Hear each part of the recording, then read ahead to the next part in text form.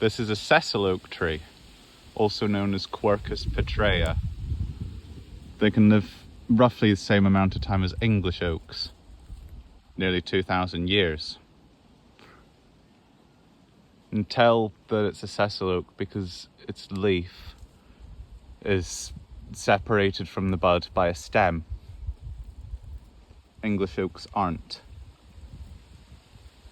And there isn't a stem separating the conkers from the bud. They can grow to be 35 meters tall. So big trees, especially in the Lake District. This one isn't very big or very old. It's probably maybe around 50 years old or something. Who knows? It's a nice tree though. That's the Sessile Oak there, from a distance. It's a nice little tree. Good climbing tree.